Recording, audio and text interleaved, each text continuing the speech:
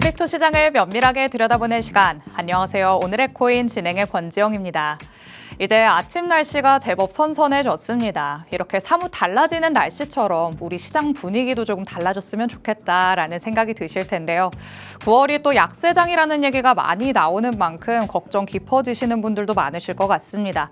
그렇다고 두 손 놓고 있을 수는 없겠죠. 이런 시장 안에서 어떤 전략 세워보면 좋을지 오늘의 코인 통해서 해답을 얻어가 보시기 바랍니다.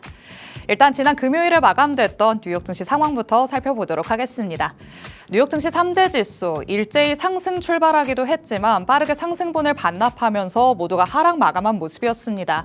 다우 지수는 0.48% 하락했고요. S&P 500 지수는 0.32%, 나스닥 지수까지 0.03% 하락하면서 3대 지수가 모두 약보합권으로 내려온 모습을 확인해 볼 수 있었습니다. 시장을 이렇게 짓눌렀던 건 위축된 고용 시장이었습니다. 8월 고용 보고서가 발표됐는데 금리 인하에 대한 기대감을 키우는 정도를 넘어서서 경기 침체를 걱정할 정도로 결과가 안 좋게 나왔던 거죠. 9월 금리 인하는 이제 어느 정도 기정사실화되고는 있지만 만약에 경기 침체에 대한 우려감이 더욱더 커지게 된다면 위험 자산으로 분류되는 이런 투자 시장에는 좋지 않음이 분명해 보입니다. 이번 주에는 또 물가 지표들도 발표될 예정이니까요. 물가 상승률은 어느 정도로 나오는지 조금 더 확인을 해보시면 좋을 것 같습니다. 자, 그럼 주말 사이에 크립토 시장에는 어떤 얘기들이 있었는지 이슈들 만나보도록 하겠습니다. 시장에서 논란이 되고 있는 부분부터 9월에 주목해볼 수 있는 코인들은 어떤 게 있는지 같이 살펴보도록 하시죠. 첫 번째 얘기부터 열어보도록 하겠습니다. 자, 지난주부터 월드리버티 파이낸셜에 대한 논란이 지속되고 있습니다. 월드리버티 파이낸셜은 트론의 창립자인 저스틴 선의 지갑을 포함해서 2억 7천 개에 달하는 지갑을 블랙리스트로 처리를 했는데요. 해당 계정들이 피싱 사기나 보안 문제와 연결이 돼 있기 때문에 이렇게 처리를 한 것이다 라고 얘기를 하기는 했지만 탈중앙화를 내세우면서 출범했던 프로젝트였던 만큼 스스로가 이 근간을 훼손했다라는 비판들이 이어지고 있습니다. 저스틴 선도 시장 조작 의혹을 일축하고 나섰습니다. 일단 900만 달러 규모의 트랜잭션이 블록체인 추적 시스템에 포착이 되면서 블랙리스트에 올라오게 된 건데요. 이런 자신의 지갑 이동은 단순한 소액 입금 테스트였다라고 밝혔습니다. 아직까지도 논란은 지속되고 있습니다만 투자자들의 어느 정도 일정 부분이 동결이 돼서인지 지금 토큰의 가격은 지난 금요일에 최저치를 찍고 어느 정도 회복세를 보이고 있는 상태입니다. 하지만 시장의 신뢰 회복을 바탕으로 나타난 가격 반등이 아니라는 점 여러분이 항상 기억을 해두셔야겠죠. 앞으로 신뢰 회복을 이끌어낼 수 있을지 그로 인해서 그 다음에 건전한 가격 상승을 이뤄낼 수 있을지 월드리버티 파이낸셜 조금 더 지켜보시면 좋을 것 같습니다. 자, 그럼 두 번째 이슈로 넘어가 보도록 하겠습니다. 자, 새로운 달이 시작됐지만 시장에는 이렇다 할 반등의 기미가 나타나지 않고 있습니다. 또 말씀드렸던 것처럼 9월이 통상적으로 약세장이다라는 얘기들이 나오다 보니까 이럴 때는 어떤 코인을 살펴보면 좋을까라는 생각도 드시겠죠. 또 문득 이럴 때는 AI는 어떤 생각을 할까라는 궁금증도 자아내게 되는데요. 챗 GPT는 9월에 우리가 주목해봐야 할 코인으로 세이 그리고 온도 파이낸스를 제시를 했습니다. 일단 세이는 속도와 확장성을 무기로 삼으면서 빠른 실행을 필요로 하는 디파이 애플리케이션에 최적화되어 있습니다. 그리고 또 온도 파이낸스는 RWA 실물 자산 토큰화의 선두주자다라고 할 수 있는데요. 전통 금융과 또 디파이를 연결하는 역할을 하기 때문에 요즘 같은 시대 흐름의 중심에 설 수 있다라는 전망이 제시되고 있는 겁니다. 결국에 이 두 코인은 차세대 성장 코인이다라는 게 핵심 포인트가 되겠죠. 요즘같이 지지부진한 시장 안에서 잠재력을 가지고 있는 두 코인은 어떤 흐름을 이어갈 수 있을지 조금 더 지켜보시기 바랍니다. 자, 이렇게 살펴볼 수 있는 이슈 두 가지 만나봤습니다. 실시간 시장 분위기도 한번 확인해 보시죠. 자, 전일 이 시간 대비해서 주요 코인들이 그래도 오름세를 보여주고는 있습니다. 비트코인도 0.77% 상승하고 있고요. 이더리움이 조금 더 비트코인보다 큰 폭으로 오름세를 보이고는 있습니다만 1%에 미치지 않는다는 점 체크를 하셔야 될 것 같죠. 그래도 XRP가 조금 상대적으로 힘있게 올라가고 있습니다. 2% 넘는 상승률 보이고 있고요. 솔라나는 3% 넘게 넘게 오르면서 확실히 요즘에는 솔라나가 대세구나라는 걸 확인시켜주고 있는 상황입니다. 여기에 도지코인까지 5% 넘게 오르고 있습니다. 이 도지코인과 관련해서도 잠자고 있던 고래들이 깨어났다라는 얘기들도 전해지는 만큼 앞으로의 향후 방향성 조금 더 주목해 봐야 될 것 같습니다. 일단 전반적인 분위기 전일 이 시간 대비해서는 괜찮다라고 볼 수 있겠지만 아시다시피 큰 틀에서 달라진 부분은 없다고도 볼 수 있겠습니다. 이럴 때는 시장 안에서 어떤 부분을 더 자세하게 들여다보면 좋을지 전문가님의 의견도 한번 들어봐야겠죠. 전문가님과 잠시 후에 자세한 시장 얘기 나눠보도록 하겠습니다. 그럼 저는 전문가님과 잠시 후에 돌아오도록 하겠습니다. 오늘의 코인 가자!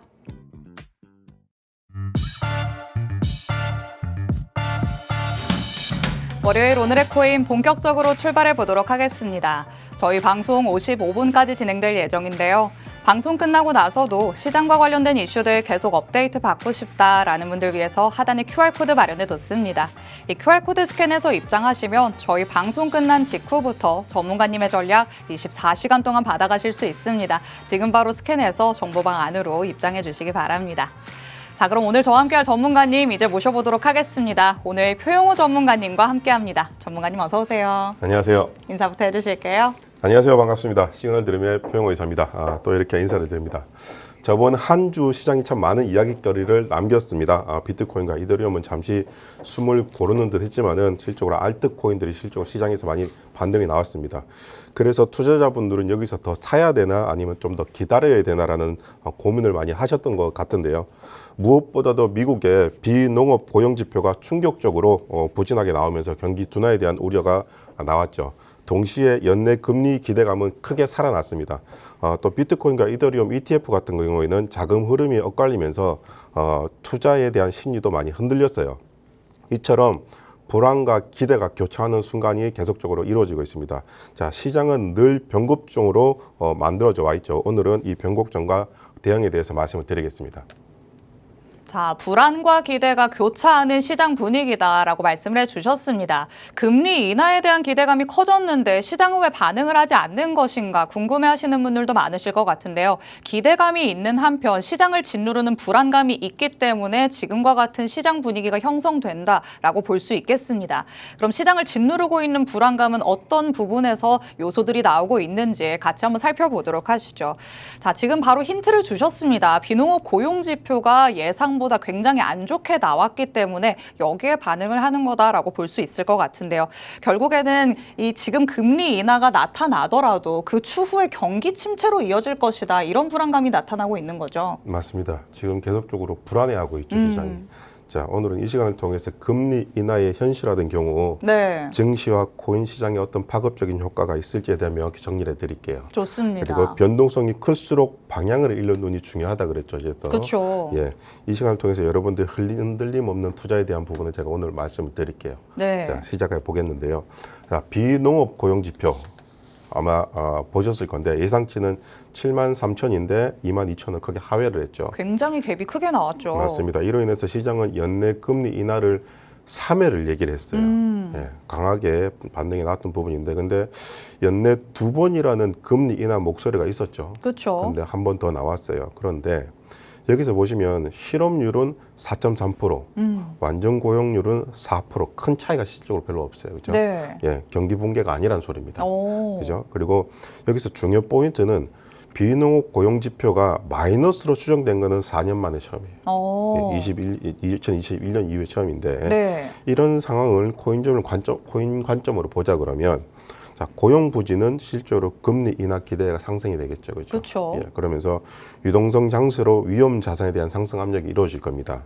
예, 하지만 경기 자체가 붕괴하는 수준이 아니므로 폭락보다는 변동성 확대 구간이 있다. 이렇게 말씀드리겠습니다. 어느 정도 지금 불안감이 나타나는 부분은 맞기는 하지만 그래도 어마어마하게 걱정할 정도는 아니다라고 지금 짚어주고 있으십니다. 하지만 이와 관련해서 비트코인 그리고 이더리움 흐름이 괜찮은가에 대해서는 그렇다라고 명확하게 얘기를 할 수 없는 상황이죠. 왜 그런지에 대해서 자금 흐름 측면에서도 한번 살펴보도록 하겠습니다. 여태까지는 ETF를 통해서 비트코인도 그렇고 이더리움도 그렇고 기관의 자금들이 많이씩 들어왔었잖아요. 맞아요. 근데 지금은 조금 둔 둔화되는 듯한 모습인 것 같아요. 맞습니다. 눈치를 보는 거겠죠. 그렇죠. 거기다. 예. 차트를 잠깐 보시면 위쪽에 보시는 차트 보시면 빨간색으로 살짝 꺾여지고 있죠. 예, 팔고 있다는 뜻입니다. 네. 예. 그리고 밑에 보면 이더리움인데 이더리움 위에도 막대를 보시면 조금씩 밑으로 꺾여지고 있죠. 그렇네요. 예. 둔화되고 있다는 뜻입니다. 자, 비트코인 현물 ETF는 한 주 전체로 순이익은 마감이 됐습니다만은 실적으로 마지막 이틀은 순유출이 됐어요. 네. 예, 투자 심리가 위축되고 있다는 증거겠죠. 자, 블랙록 들어보셨죠? 그쵸. 세계 최대 자산운용사. 자, 이 일부가 유출이 됐습니다. 예, 그러면서 큰 손도 이탈하는 게 아닌가라는 인식을 지금 시장에서 주고 있어요. 그러면서 이더리움 현물 ETF도 마찬가지로 5일 연속 순유출이 나왔습니다. 와, 5일 연속이나요? 맞습니다. 주주 내내 팔았다는 뜻이겠죠. 규모가 한 약 4억 달러 정도 됩니다. 네. 예, 특히 비농업 고용 발표 이후에 대규모 자금 이탈이 있었어요. 한번 발표하고 나서 한번 소위 말하는 투매가 조금은 나왔죠. 그쵸. 예, 그럼에도 가격적인 방어가 조금 나왔어요. 왜냐하면 재무전략적인 기업들이 매수세가 계속적으로 이어지고 있어요. 아, 오히려 더 멀리 보고 전략적으로 비축하는 기업들이 많아지고 있는 거죠. 그렇죠. 소위 말하는 뭐 마이크로 스테이지 발음 좀 어렵죠. 예. 그런 회사들이 실적으로 코인들을 계속 사 모으고 있죠. 네. 예, 방어를 해주고 있다는 뜻입니다. 이걸 코인적인 관점으로 보신다 그러면 비트코인, ETF 그리고 ETF에 대한 유입과 유출에 대한 균형을 이루어주고 있는 수준 정도고요. 네. 그리고 이제 이더 같은 경우에는 확실히 수급 불안은 나오고 있습니다. 그렇기 때문에 ETF 재금이 계속 빠지고 있는 부분을 확인을 하셔야 돼요.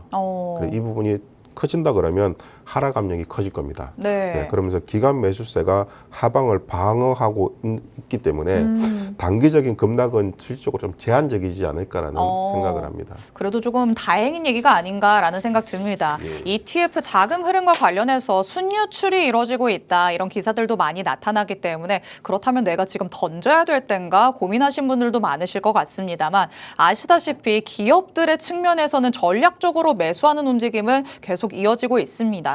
비트코인은 대표적으로 스트래티지를 들 수 있을 것 같고요. 이더리움과 관련해서는 샤프링크 그리고 비트마인을 들 수가 있겠죠. 이런 기업들이 계속해서 사들이는 움직임은 나타나고 있기 때문에 어느 정도의 가격 하락 방어는 이루어질 수 있겠구나라는 것까지도 조금 유의를 하시면 좋을 것 같습니다. 자, 자금의 흐름까지 한번 살펴봤고요. 그렇다면 우리가 조금 더 이제 앞서서 내다보기 시작해 봐야 될 때가 아닌가라는 생각 듭니다. 금리 인하가 만약에 이루어지게 된다면 그 후에 우리 시장은 어떤 움직임을 보일 것인가 조금은 같이 예측을 해보도록 할 텐데요. 일단은 시장이 걱정하고 있는 게 금리 인하가 경기 침체형으로 만약에 그 후를 도모하고자 나타나게 되는 거라면 좀 안 좋은 움직임이 아닐까라는 걱정도 나오고 있잖아요. 맞습니다. 이번에 비농업 고용 지표에 대한 발표가 나왔을 때 이게 경기 둔화에 대한 부분이 아닌가라고 겁을 먹었어요. 그렇죠. 예. 근데 이제 고용에 대한 부분이 급감을 하고 이제 두 가지가 있어요. 금리 인하에 대한 부분은 네. 경기 둔화에 있고 예방적인 금리 인하가 그쵸. 있습니다. 근데 트럼프하고 우리 파월 형님이 계속 싸웠던 이유는 네. 트럼프는 예방적인 차원에서 금리 인하해야 된다라는 부분이었고 그리고 만약에 이제 관세에 대한 부분이 터지기 시작한다 그러면 네. 경기 침체가 올 수 있으니 그걸 확인하고 금리를 내리겠다라는 파월의 주장이었죠. 그쵸. 계속 이게 대립이 되었던 부분인데 자, 경기 둔화형 금리 인하 같은 경우에는 고용이 급감이 되고 그리고 기업의 실적이 악화가 됩니다. 네. 그러면서 금융시장이 불안하게 돼서 경제가 무너지는 조건이 만들어져야 돼요. 그럼 그게 이제 예시를 든다 그러면 2001년 닷컴버블 붕괴, 2008년 글로벌 금융 위기 네. 때였습니다.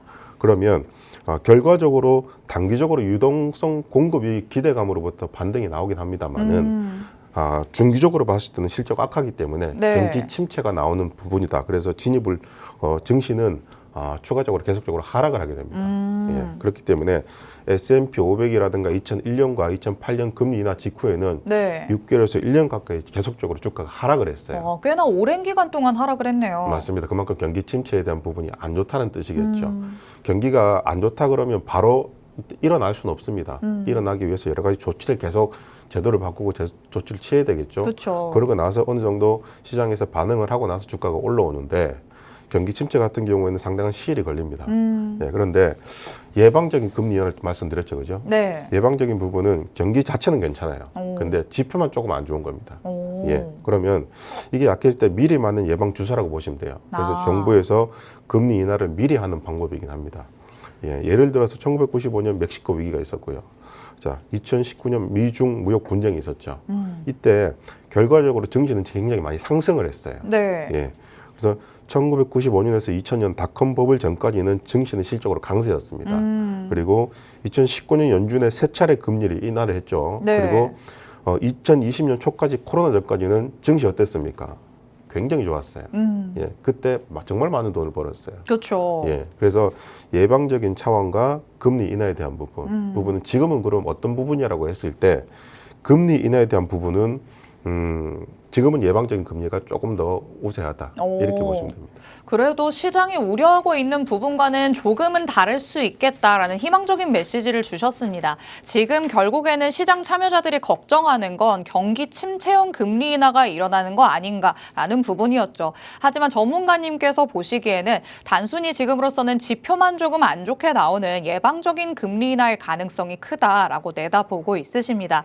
과연 이게 맞는 부분일지는 물가 지표가 조금 더 나오고 확인을 해봐야겠죠. 말씀드렸던 것처럼 이번 주에 또 소비자 물가지수, 생산자 물가지수와 같은 물가 지표들 발표될 예정이니까요. 결과가 어떻게 나오는지 또 확인을 해보시면 좋을 것 같습니다.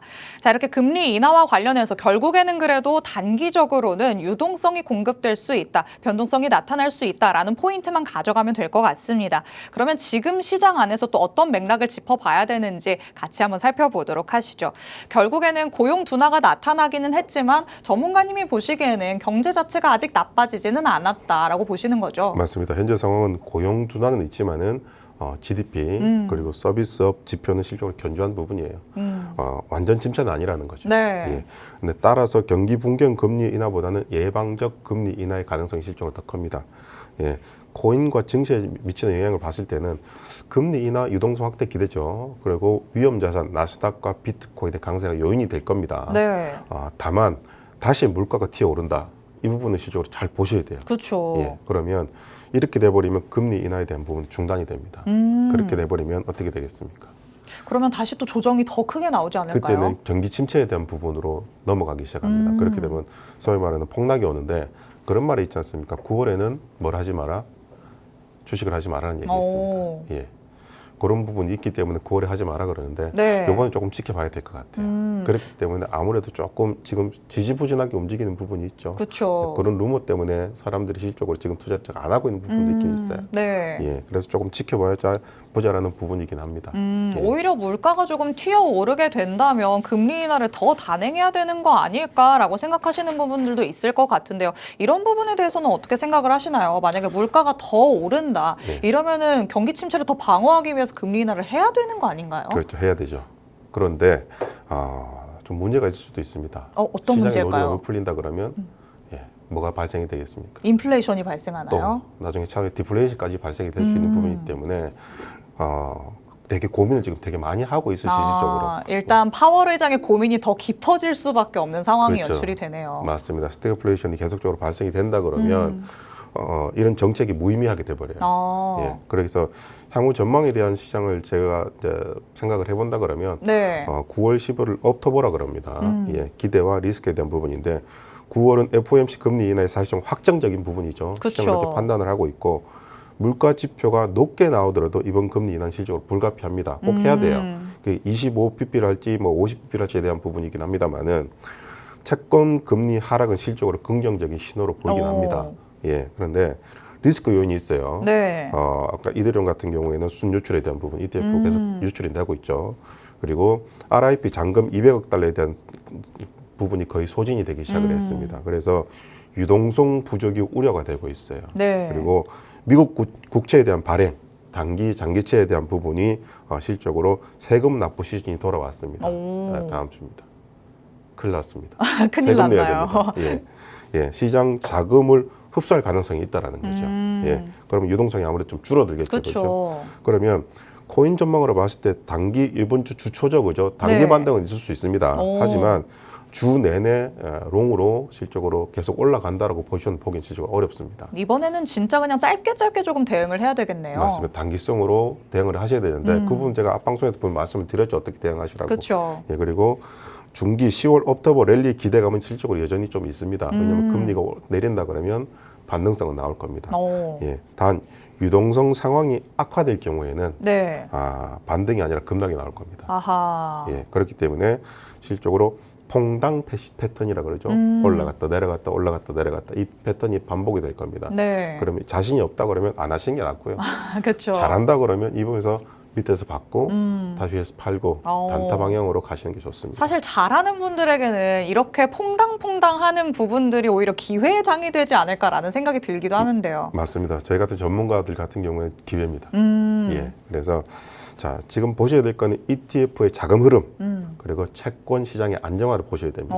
근데 특히나 ETF의 자금 흐름 중에서 이더리움을 더 살펴봐야 된다라는 이유가 있을까요? 맞습니다. 그쪽으로 자금이 많이 몰리니까요. 지금은 비트코인보다도 이더리움 쪽으로 자금이 많이 몰리니까 여기가 좀 주인공이다라고 봐야 맞습니다. 될까요? 차트를 제가 조금 좀 못 보여드렸지만은 보시면 지금 비트코인 차트가 다시 안정화를 내리고 있고 자 이더리움 차트가 조금씩 하락을 하고 네, 있어요. 맞아요. 예, 맞죠. 이게 자금이 이쪽으로 다시 몰리고 있다는 뜻입니다. 그렇기 때문에 RIP 잔고를 실적으로 계속적으로 체크를 해야 될 부분이긴 합니다. 네. 말 그대로 시장에서 가장 중요한 거는 유동성입니다. 유동성을 체크를 하고 난 다음에 시장에 대응을 해라 이렇게 말씀드리고 싶습니다. 네, 결국에는 시장을 움직이는 건 자금의 유동성이 될 것 같습니다. 하지만 많은 분들이 아시다시피 지금 시장의 유동성이 그렇게 활발하게 이루어지진 않는다라는 것도 알고 있으실 것 같은데요. 9월에는 조금 어쩔 수 없지 않나라는 생각도 들기는 합니다만 10월이 되면서는 랠리가 나타날 가능성도 열어둬야 된다. 전문가님께서 이렇게 지금 내다보고 있으시죠. 하지만 랠리가 나타나기 위해서 9월에 어둡고 긴 터널을 지나야 되는 건 또 어찌 보면 맞는 얘기도 아닌가라는 생각이 듭니다. 이럴 때일수록 우리가 조금 더 탄탄하게 전략을 잘 세워가 봐야 될 것 같습니다. 계속해서 변동성이 나타나는 만큼 방망이를 짧게 가져가자라는 말씀까지 덧붙여 주셨죠. 내가 이런 단기적인 전략에 조금 더 능하다라고 하시는 분들은 잘 활용을 해보시면 좋을 것 같고요. 나는 그냥 덮어두고 있어야겠다라고 하시는 분들은 그냥 그대로 두셔도 괜찮을 것 같습니다. 하지만 지금 시장 안에서 오히려 소위 말해서 물려 있으신 분들도 있으실 것 같은데 이런 분들을 위한 코멘트도 한번 들어보도록 하겠습니다. 이미 지금 시장이 지지부진한 와중에 계속 마이너스를 기록하시는 분들도 당연히 있으실 거잖아요. 네. 이런 분들은 지금 무언가를 좀 정리를 해야 되는 타이밍인 건지 아니면 좀 들고 가도 되는 건지 궁금하거든요. 제가 중기적으로 봤을 때는 계속적으로 홀딩을 하라고 제가 말씀드렸고요. 마이너스더라도 예. 홀딩을 해라. 예, 그리고 현금 30%는 항상 들고 계셔라라고 제가 말씀드렸어요. 그럼 그 30%를 언제 활용을 해야 됩니까라는 얘기가 나오겠죠. 그쵸. 자, 때가 왔습니다. 지금이 때인가요? 예, 안 좋을 때 기다렸다가 자, 안 좋을 때가 실제로 기회입니다. 네. 공포 구간이 기회라는 말이 있잖아요. 그 30% 기회. 9월 달에 만약에 금리 이후에 주가가 만약에 밀린다 그러면 그때부터 사모으세요. 30%를 활용을 하십시오. 예, 그러면 연말 랠리가 나올 겁니다. 산타 랠리라고 들어보셨죠? 그렇죠. 예, 그때가 올 겁니다. 좋습니다. 연말이 다가오면서 산타 랠리를 코인 시장 안에서도 기대해 볼 수 있다라고 말씀을 하십니다. 현금을 무조건 30% 정도는 확보해야 한다. 항상 강조를 해 오셨는데요. 그 30%를 활용할 수 있는 시기가 오고 있다라는 부분까지 여러분이 염두에 두시면 좋을 것 같습니다. 하지만 향후 대응 전략이 더욱더 궁금하시다면 하단의 QR코드 스캔해서 정보방 안으로 입장해 주시면 되겠습니다. 오늘 저희가 준비한 내용은 여기까지입니다. 본 방송에서 제공해드리는 정보는 투자 판단에 대한 조언일 뿐 해당 자산의 가치 또는 상승 하락을 보장하지는 않는다는 점 유의해 주시기 바랍니다. 저희는 내일 이 시간에 다시 찾아뵙도록 하겠습니다. 시청해주신 여러분 고맙습니다.